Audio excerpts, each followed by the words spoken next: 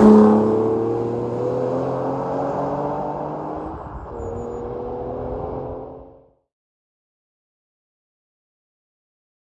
guys, welcome back to Tired Format. I'm glad to say that I have overcome the man flu and I've managed to get out and start filming stuff, so apologies if it was a bit sporadic, shall we say, over the last couple of days.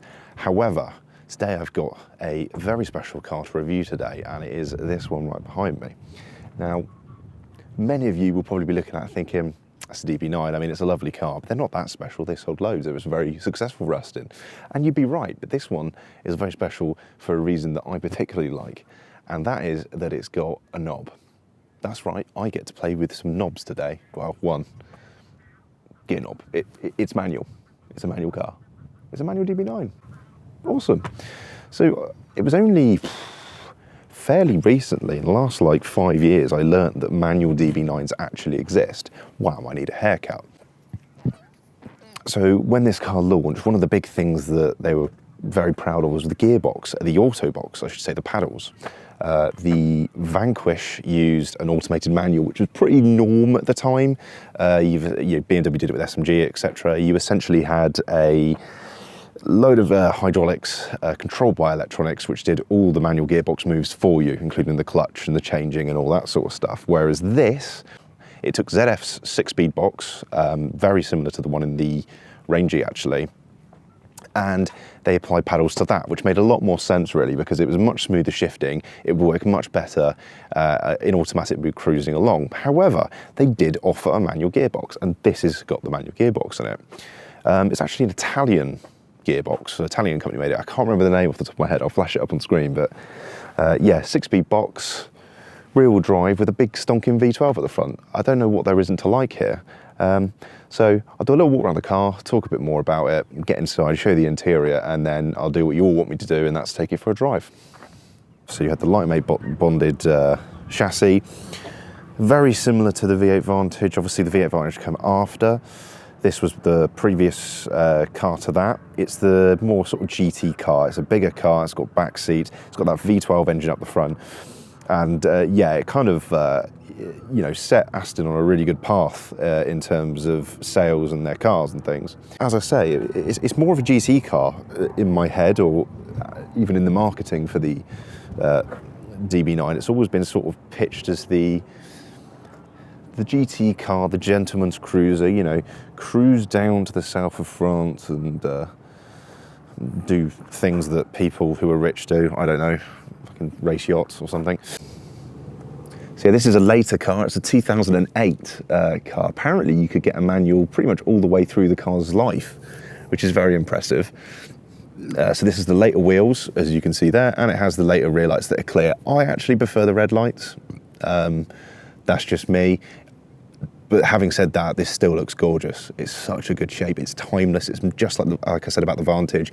It hasn't really aged. It's beautiful from every angle, whatever angle my gimbal's trying to take it, even.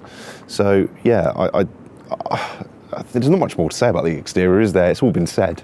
It's just gorgeous, and yeah, I think I'm gonna go to the interior now and give you a little bit of a walk around of that. Walk around? Sit around? I don't know. So then, inside the car, very familiar if you watch my Vantage video. See, what makes this special is that. Look at that, actual knob to play with. And just crawl in here. And that is my first criticism of the DB9. It is a bit tight in here compared to the Vantage.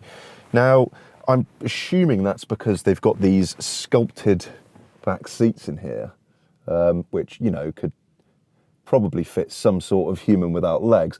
But it could just be something that they worked out when they released the DB9 was a problem and they fixed in the Vantage. Similar Volvo system here, which all works fine. I'd like that. I think that's a good option as it comes, you know, as a parts bin thing. That's nothing to slag off, I think. Similar controls for the seat down here.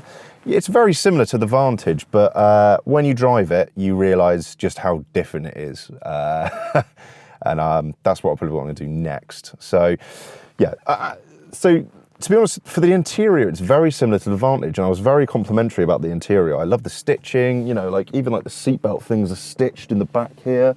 It's all very nicely appointed. It smells like an Aston in here. There's, yeah, you know, I can't really complain, other than the driving position is a bit cramped. So my leg is against this thing here, and then, yeah, it's not like the tightest car I've been in, but it's a bit more cramped than I was expecting, especially considering it's, you know, a GT car.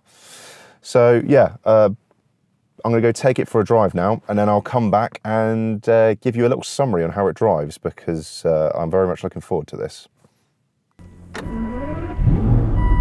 Good noises.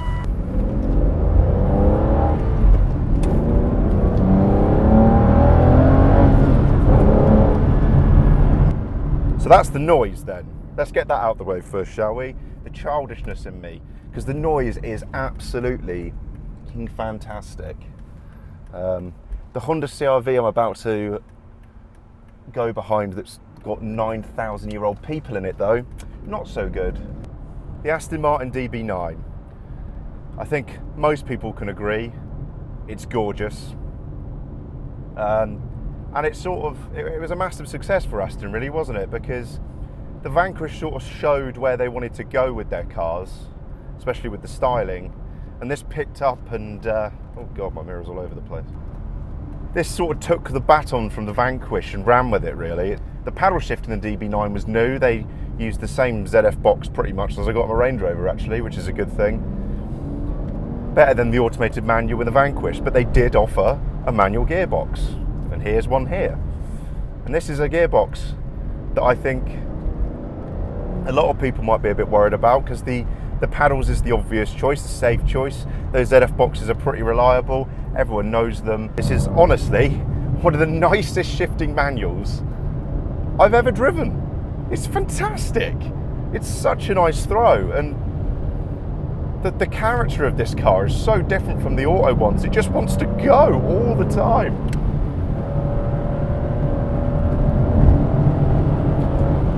Feels quite on the ragged edge compared to the Vantage. The Vantage felt almost safe. This feels a bit more darty actually. It's strange. You'd think the little Vantage would have been a bit more of a darty sort of car, but this feels so nimble on its feet. This is completely different to how I thought this car would drive.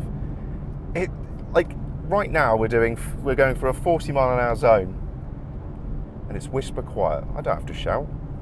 It's very well refined. The air conditioning's lovely. You can cruise at whatever speed, you know, in whatever gear, and you'll be nice and quiet. And it's got lovely, lovely torque delivery as well. Just no matter what gear you're in, it just wants to go.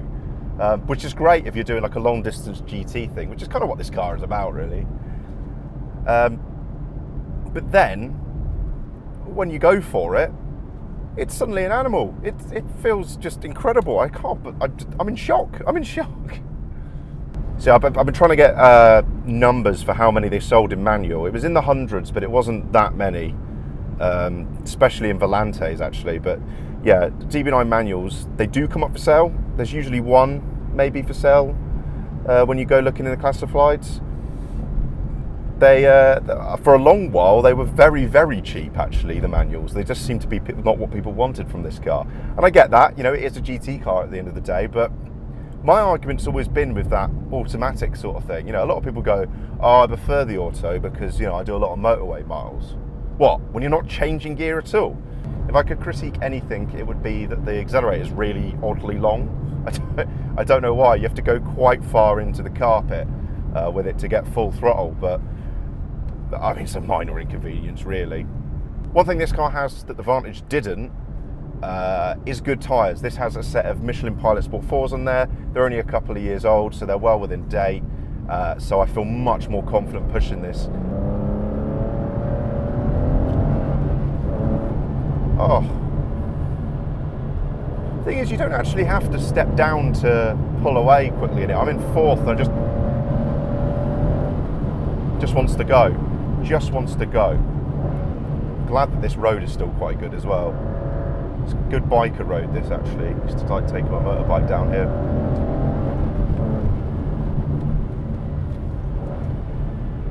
For a crest.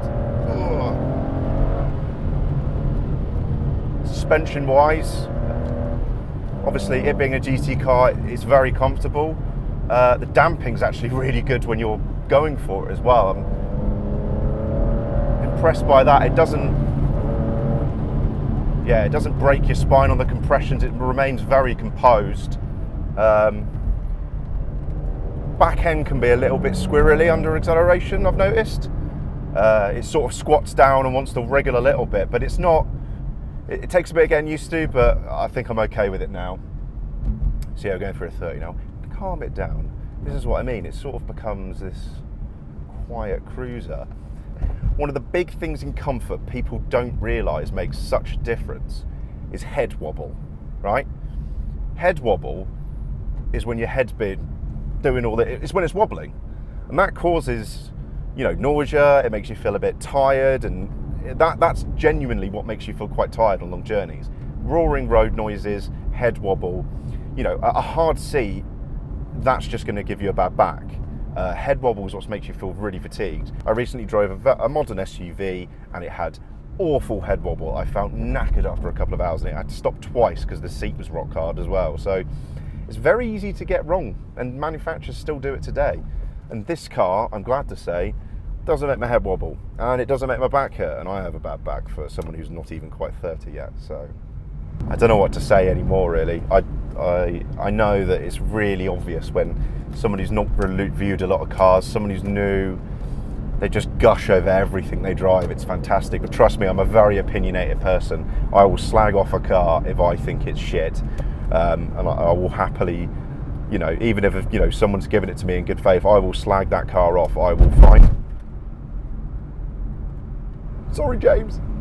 Anyway, yeah, I'll if I find a flaw in a car, trust me, I'm very vocal about it, but I cannot find many. I've told you the flaws I can find.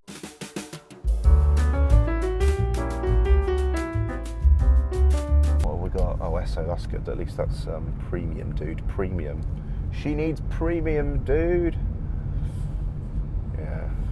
I could do the YouTuber thing and go get a drive-through. I would say that James wouldn't like me to do that, but I can see very clearly some McDonald's napkins here. Maybe it was just a coffee. I won't judge you, mate. I won't judge you. Where's the cup holders in here, actually? That's a reason to slag this off. There you go. Oh, what side's the fuel filler on left? It's always fun driving other people's cars.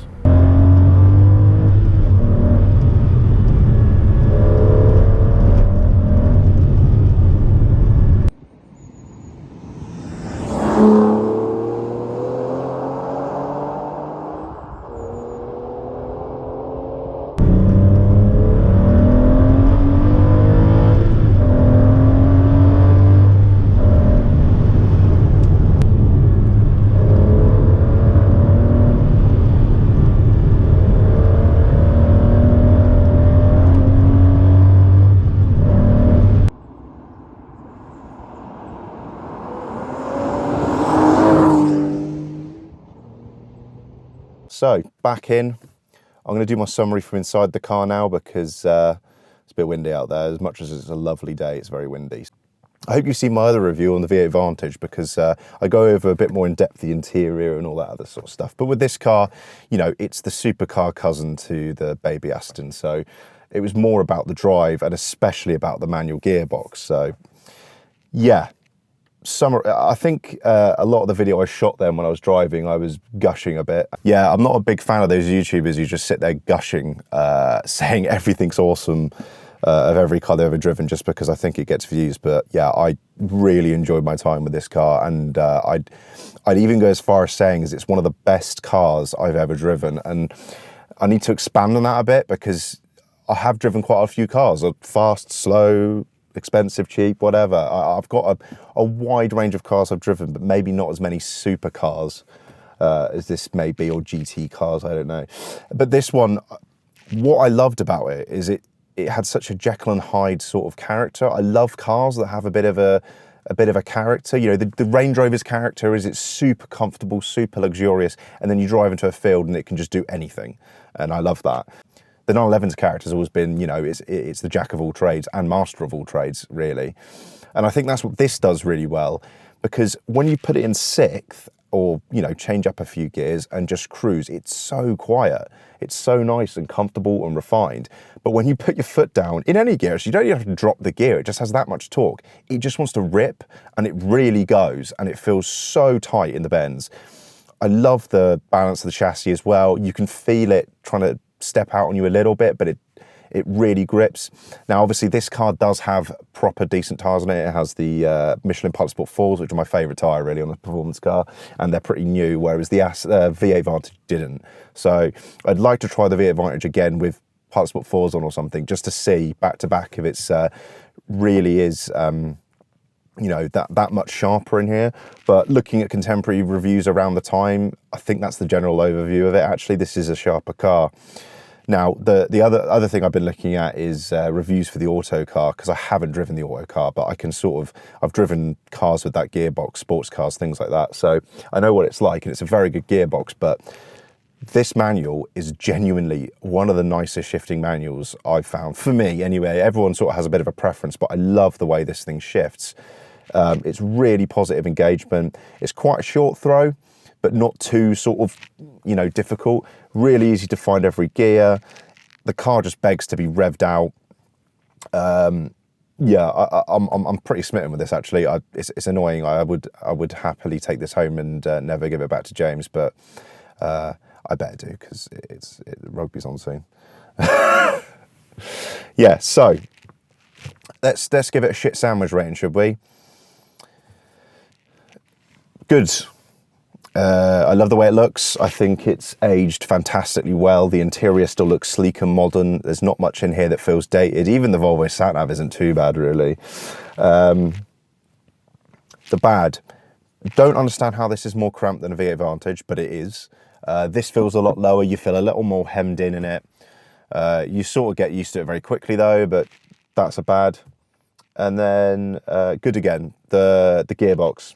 What a great manual. It's so funny that this car is, you know, not many people know you can get this in a manual, and that's one of the best manuals out there. It's fantastic. So yeah, that's probably it for the video today. I've got a lot on today, so I've just managed to squeeze this one in, and I may have overran a bit because I went quite far, filled it up and then came back again. So good day. A good day. Obviously, I'm not complaining. It's fantastic, but I've got to get off and do other things. So thank you very much for watching the channel. I hope my new gimbal's quite good for non-tripody stuff.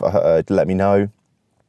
And yeah, just keep on sharing it about and liking and subscribing. I really appreciate it. There's some genuinely nice comments on every video I put up, no matter how bad I think the video is. There's always someone there saying it's great. So it's nice to see in this day and age on the internet anyway. So yeah, have a good one, guys and girls. Thank you very much for watching. And yeah, there's merch if you want it.